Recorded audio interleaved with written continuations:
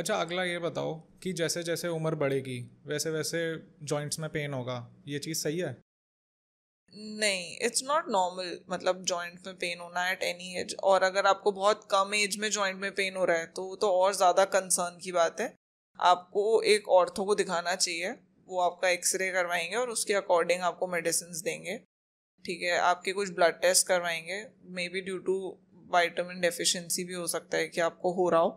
But it's not normal कि कम as में pen हो।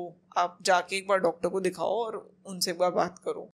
और बढ़ती एज के साथ भी अगर हो रहा है तो भी you should consult a doctor. It is not normal कि आपके नीज में पेन हो। ठीक है, बट मैंने अपनी बॉडी में भी क्या नोटिस करा है कि कभी जैसे स्क्वाट्स करते वक्त या नॉर्मल एक्सरसाइज करते वक्त नीचे बैठते वक्त एक क्रैकिंग साउंड आती है, हम्म। तो वो चीज़ नॉर्मल है? नहीं, वो चीज़ नॉर्मल नहीं है। You should consult a doctor. में मोस्ट प्रोबेबली आपको हो सकता है कि कोई विटामिन डेफिशिएंसी हो रही हो जिसकी वजह से वो चीज़ होती है। और अगर पेन होता है जैसे स्क्वाट्स करते टाइम काफ़ी लोगों को, नहीं, पेन नहीं है, बस क्रैकिंग साउंड आती है। Then you should consult a doctor. Okay.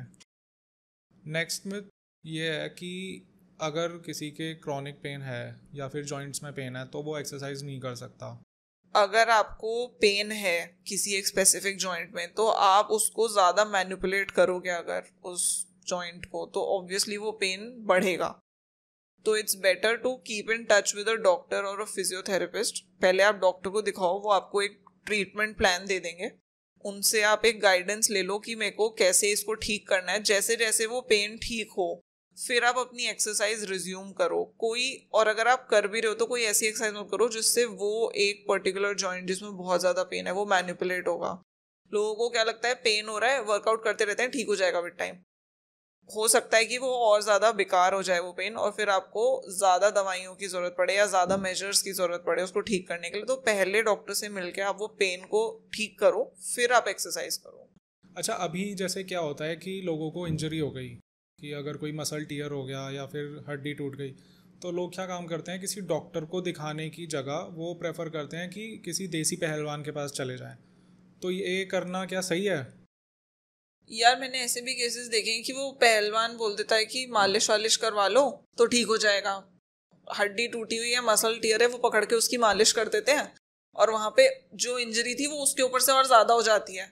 क्योंकि आपको उसको मैनिपुलेट नहीं करना होता, you have to give it rest. आपको प्रॉपरली डॉक्टर को दिखाना चाहिए, वो एक्सरे करा के देखेगा कि एग्जैक्टली है क्या। ये चीज स्टार्ट कहाँ से होती है, किसी को छोटी मोटी इंजरी थी, उन्होंने कुछ पेन किलर लगा के खाने के लिए भी दे देते हैं वो लोग दवाई, मैंने तो ये देखा है हाँ, देते हैं। कि खाने के लिए दवाई दे देंगे वो आपको, वो खा के छोटे मोटे पेन तो ठीक हो जाते हैं। लेकिन फिर क्या करते हैं कि जिनको बड़ी चोट लग गई उन पहलवान के पास ही जा रहे हैं। वो क्या करते हैं, मालिश करी, उसको अच्छे से प्रेस कर करके उसको और मैनिपुलेट करके, वो ठीक तो होता नहीं है, फिर खराब हो जाते हैं जब केसेस, तब वो आते हैं डॉक्टर के पास। तो ऐसे में लोगों को क्या करना चाहिए? अगर आपको चोट लगी है तो आप पहले एक बार ऑर्थो के पास जाओ, वो एक्सरे करा के देखे तो कि क्या है क्या नहीं है। पता तो चलेगा कि अंदर क्या प्रॉब्लम हो रही है, फिर उसके बाद समझ में आएगा कि हाँ डॉक्टर को कि ये दिक्कत है, वो उस हिसाब से दवाई दे देगा। बट जो ये पहलवान लोग जो होते हैं वो बोलते हैं कि अरे यार, आप डॉक्टर के पास जाके अपने पैसे बर्बाद कर रहे हो, डॉक्टर के पास क्यों जा रहे हो, वो तो आपको खाने के लिए मेडिसिन दे देंगे, इसका इलाज तो बस ये है कि इस पे तो मालिश ही चलेगी।